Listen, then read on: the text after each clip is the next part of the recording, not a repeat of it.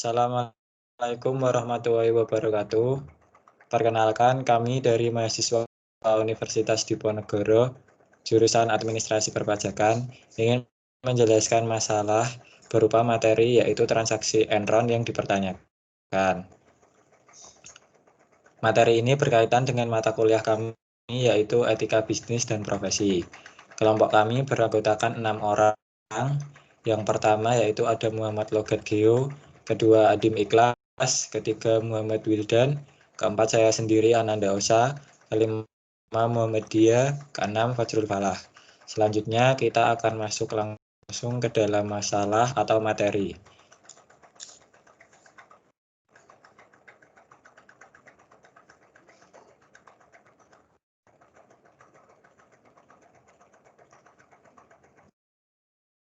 Oke, pada slide pertama saya akan menjelaskan apa itu Enron Corporation adalah sebuah perusahaan energi Amerika yang berbasis di Houston, Texas, Amerika Serikat.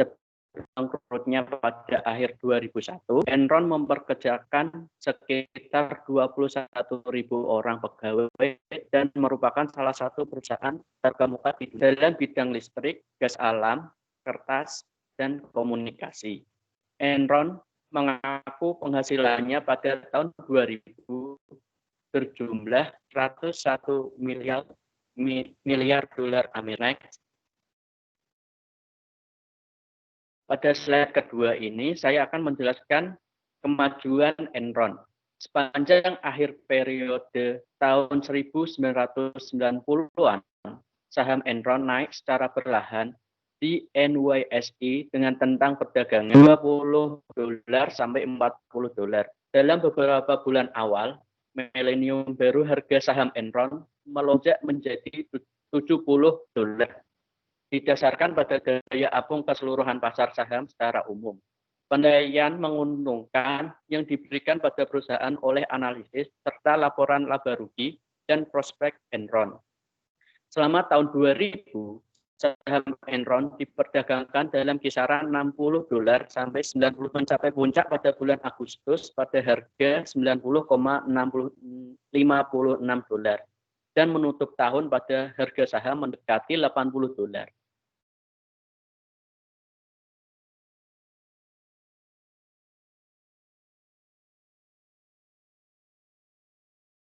Next.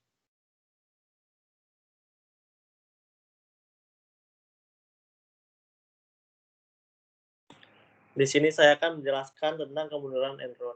Pada tahun 2001, saham Enron menurun drastis hingga suatu titik di mana saham Enron yang sebenarnya tidak berharga.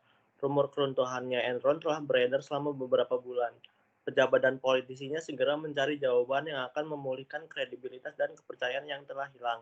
Begitu besarnya kekhawatiran yang terjadi sehingga Presiden Bush, Presiden Amerika Serikat waktu itu sendiri berjanji bahwa pihak yang bersalah akan dihukum dengan agresif oleh instansi pemerintah. Next. Penyebab kemundurannya Enron yaitu adanya kekurangan integritas yang ada pada budaya Enron berada dalam taraf yang cukup mencengangkan. Sebagai contoh, dilaporkan bahwa lantai perdagangan energi palsu diciptakan untuk menyesatkan kelompok analisis saham. Selanjutnya akan dijelaskan oleh teman saya. Next.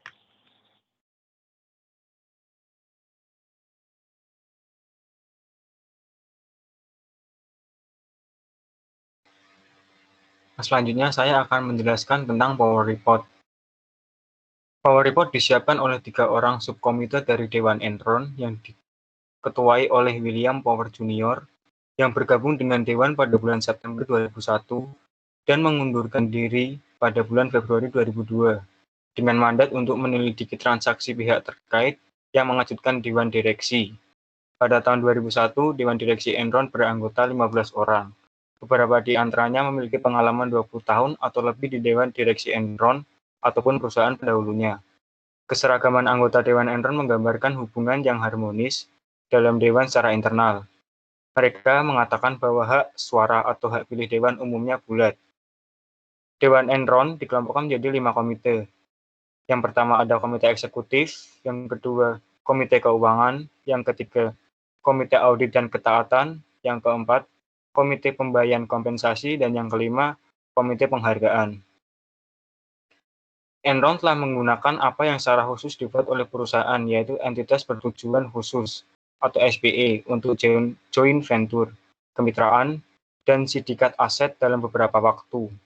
Akan tetapi, rangkaian kejadian membawa personal Enron dalam realisasi SPE dapat digunakan secara tidak etis dan ilegal untuk melebih-lebihkan pendapatan dan keuntungan, meningkatkan kas dan menyembunyikan utang atau kewajiban yang terkait, offset atau saling menutupi kerugian terhadap investasi saham Enron pada perusahaan lain, menghindari aturan-aturan akuntansi untuk penilaian saham Enron, dan memanipulasi harga saham Enron sehingga menyesatkan investor dan memperkaya eksekutif Enron yang memegang opsi saham.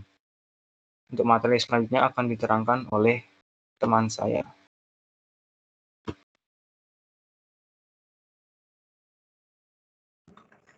Kemudian saya akan menjelaskan temuan Power Report yang lain, yaitu adanya tujuan Enron mencari investor lain yang disebut rekaan atau counterparty. Tujuan yang pertama adalah terpisah atau independen dari Enron. Tujuan yang kedua yaitu menginvestasi dana minimal 3% dari aset berisiko. Dan tujuan yang ketiga adalah menjadi pemegang saham pengendali dalam membuat keputusan untuk transaksi CFO. Next. Nah, transaksi CFO sendiri adalah yaitu proyek yang dikemukakan oleh Enron. Namun proyek ini tidak bisa menarik investor luar sehingga Enron mensiasati dengan cara memutar dana yang ada di perusahaan dan anak perusahaan. Enron tidak mengeluarkan modal sama sekali. Sekalipun mengeluarkan modal tetapi tidak kurang dari 3%, dan itu tidak sesuai dengan aturan yang ada. CFO pada bulan November 1997 dibuatkan struktur model baru oleh Enron dan Cooper. Tetapi pada proyek ini pula Enron tidak juga mendapatkan investor luar. Enron tetap kembali kepada sistem awal yaitu memutar dana yang ada di perusahaan. Tahun 2001 akhirnya kasus ini terbongkar di depan umum dan Dewan Direksi memulai penyelidikan sehingga membawa pada pengajuan kebangkrutan. Next. Selanjutnya akan dijelaskan oleh teman saya. Selanjutnya saya akan menjelaskan transaksi CFO. Sejumlah isu lain yang berkaitan dengan transaksi CFO yang tercatat dalam Power Report mencakup itu ada 5. Yang pertama ada biaya manajemen yang berlebihan telah dibayar kepada Cooper untuk pekerjaan kecil.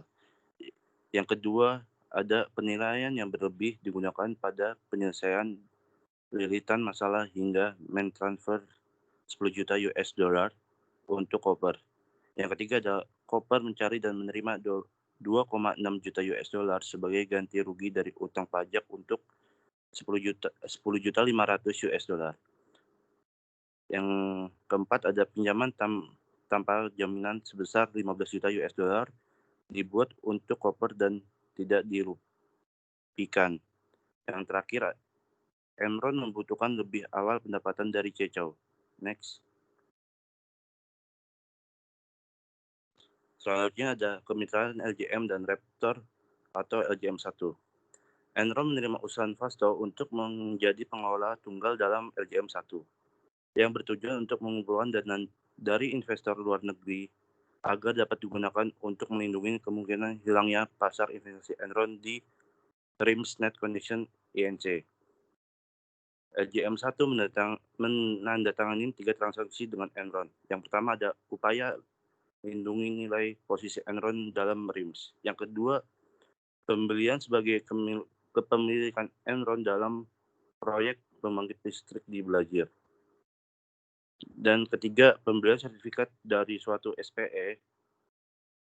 Terus LJM1 tidak mendapatkan investasi dari luar. Investasi Enron di RIMS dari nilai 10 juta US dollar dalam 2 tahun menjadi 300 juta US dollar.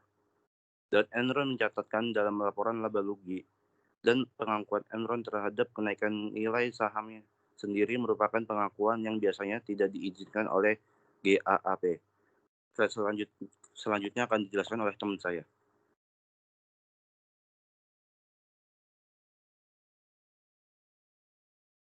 Ya, selanjutnya adalah kemitraan LJM dan Raptor, lebih khususnya LJM kedua.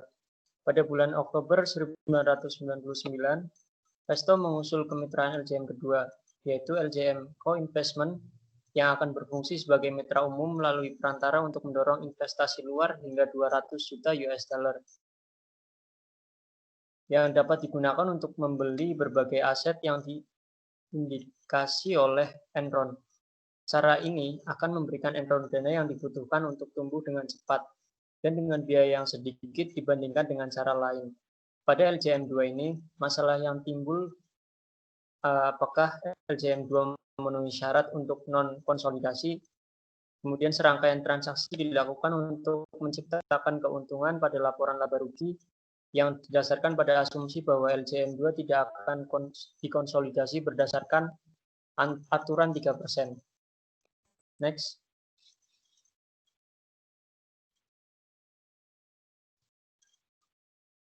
Selanjutnya adalah LJM 2 dan Raptor.